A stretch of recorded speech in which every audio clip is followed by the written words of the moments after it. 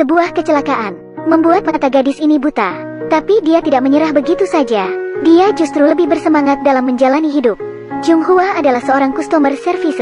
Hari ini berjalan seperti biasanya. Bekerja di kantor. Bosnya memijat bahunya dari belakang. Dia hanya bisa menghela nafas. Setelah pulang kerja, dia sering datang ke pos penjagaan untuk menonton TV. Tapi dia tidak tahu, kakek yang menjaga pos telah pensiun. Pengantinnya bernama Choel Min. Dulunya ia adalah seorang petinju terkenal. Namun karena sebuah kecelakaan, dia dipenjara selama 3 tahun. Setelah dibebaskan, Choel Min mengganti pekerjaannya. Setelah mengetahui kakek penjaga telah pensiun, Junghwa pergi dengan canggung. Di luar sedang hujan.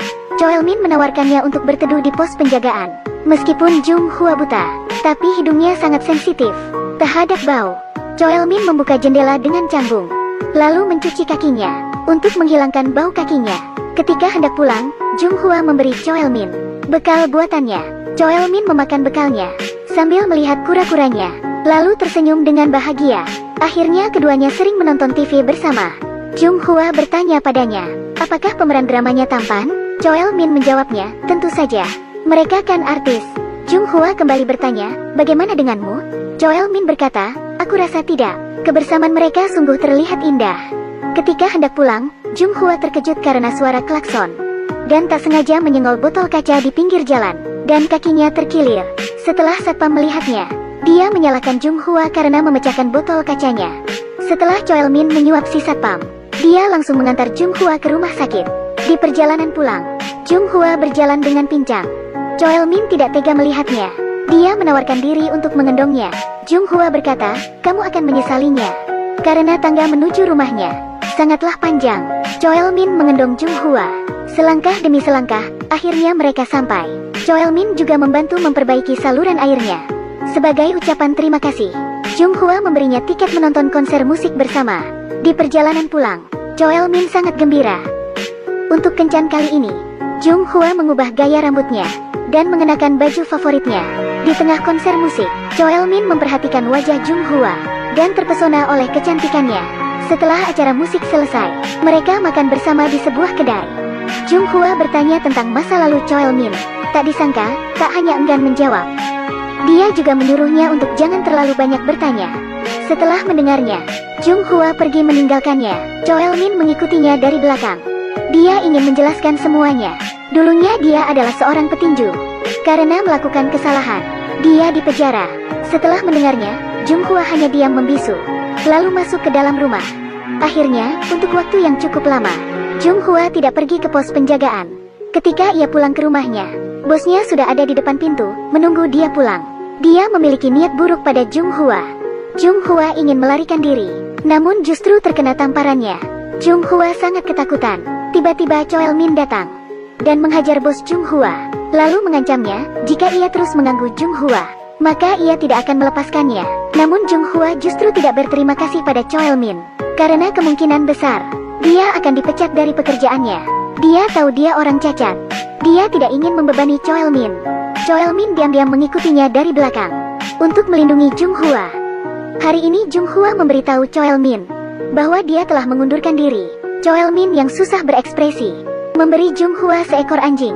Mereka datang ke pedesaan untuk menenangkan diri.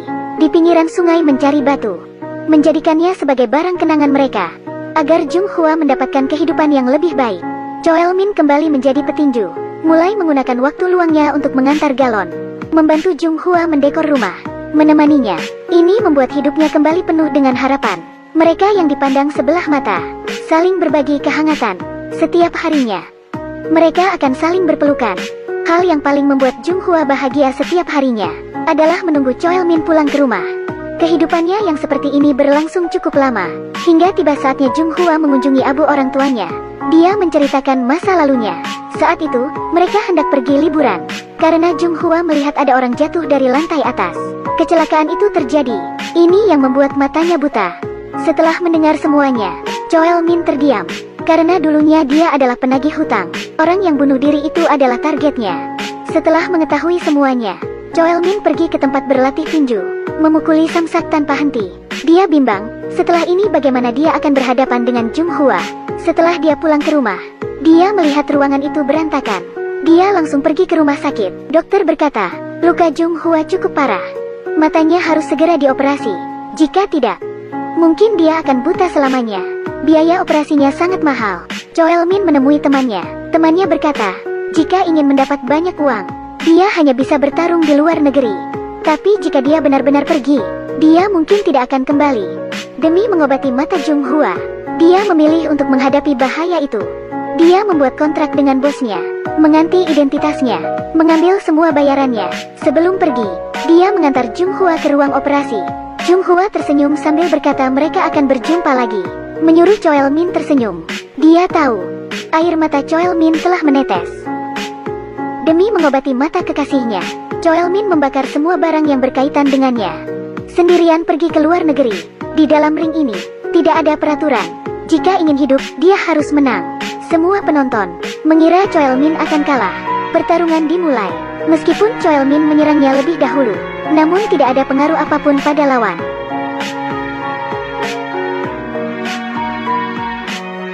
Para penonton bersorak, semua bos yang hadir. Ketika mereka mengira Choel Min akan kalah telak, Choel Min meluncurkan tendangannya. Dia menang dengan sekali tendangan. Ini membuat para bos yang bertaruh dia akan kalah marah. Setelah pertarungan selesai, dari telepon Choel Min mengetahui bahwa operasi Jung Hwa berhasil. Ketika dia sedang bahagia mendengar kabar Jung Hwa, tiba-tiba dia ditabrak oleh seseorang. Beberapa orang turun dan hendak membunuhnya. Dari kejauhan muncul sebuah mobil yang membuat mereka membiarkannya tergeletak di tanah. Nyawa Choel Min terselamatkan karena Jung Hwa tidak dapat menemukan Choel Min. Dia datang ke kantor polisi. Namun karena hubungan keduanya tidak jelas, polisi tidak bisa membantunya. Jung Hwa hanya bisa menunggu. Namun sudah bertahun-tahun berlalu, Choel Min tak kunjung pulang. Jung Hwa yang sangat merindukannya, membuat patung untuk mengingat Choel Min. 2 tahun telah berlalu. Jung Hwa membuka toko kecil. Dia juga didekati oleh banyak pria. Tapi demi Choel Min, dia menolak mereka. Dia datang ke rumah sakit sebagai sukarelawan, membantu memijat para pasien.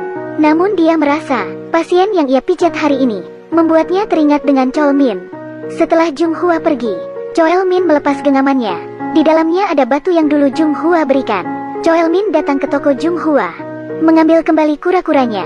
Di jalan, di saat dia kesepian, tiba-tiba ada seekor anjing datang ke arahnya. Dia mengenali Choel Min, namun Jung Hwa tidak mengenalinya. Setelah menyadari kura-kuranya hilang, dan anjingnya yang tidak berhenti mengonggong, dia baru sadar, pria yang terluka itu adalah kekasihnya, Choel Min. Choel Min melepaskan kura-kura itu. Jung Hwa juga datang ke sungai. Melihat muka Choel Min yang penuh luka, dia merasa bersalah. Di akhir cerita mereka saling berpelukan. Ini adalah film yang sentimental. Film ini mengisahkan kisah cinta sejati